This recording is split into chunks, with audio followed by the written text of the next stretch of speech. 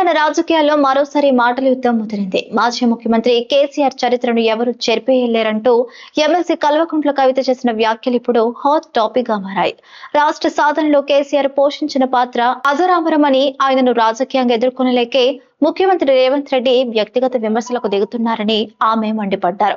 ఇటీవల ఒక ర్యాలీలో కేసీఆర్ జాతిపిత హోదాపై రేవంత్ రెడ్డి చేసిన వ్యంగ్యాస్త్రాలకు కవిత ఈ విధంగా కౌంటర్ ఇచ్చారు. అధికారం కోల్పోయిన తర్వాత బీఆర్ఎస్ నాయకత్వాన్ని లక్ష్యంగా చేసుకుని కాంగ్రెస్ ప్రభుత్వం వేధింపులకు పాల్పడుతుందని ఆమె ఆరోపించారు. కేసీఆర్ లేని తెలంగాణను ఊహించలేమని, రాజకీయ కుట్రలతో ఆయన వారసత్వాన్ని తుడిచివేయడం సాధ్యం కాదని కవిత స్పష్టం చేశారు.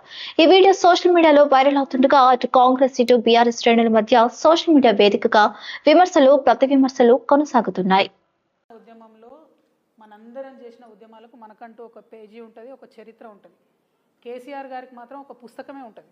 నేను ఇవాళ కేసీఆర్ గారికి విభేదించవచ్చు, నేను ఇవాళ బీఆర్ఎస్ పార్టీలో లేకపోవచ్చు, కానీ కేసీఆర్ గారు చేసిన ఉద్యమానికి ఆయన చరిత్రలో ఒక పుస్తకమే ఉంటుంది.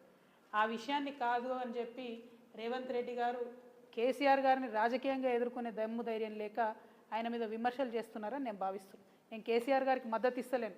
రాష్ట్ర రాజకీయాల్లో ఒక మర్యాదపూర్వకమైన వాతావరణం ఉండాలని కోరుకునే ఆడబిడ్డగా చెప్తున్నా.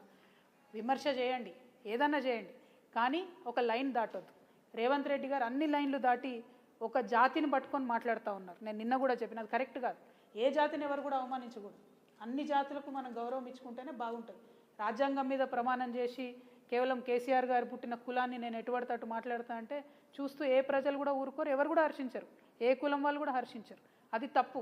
కేసీఆర్ గారి చరిత్ర చెడిపేస్తా అంటే చెరిగేది కాదు. అట్లనే రేవంత్ రెడ్డి గారి చరిత్ర కూడా చెరిగేది కాదు. అది మంచిదా చెడ్డదా ఆయన నిర్ణయించుకోవాలి, నాకు అనవసరం.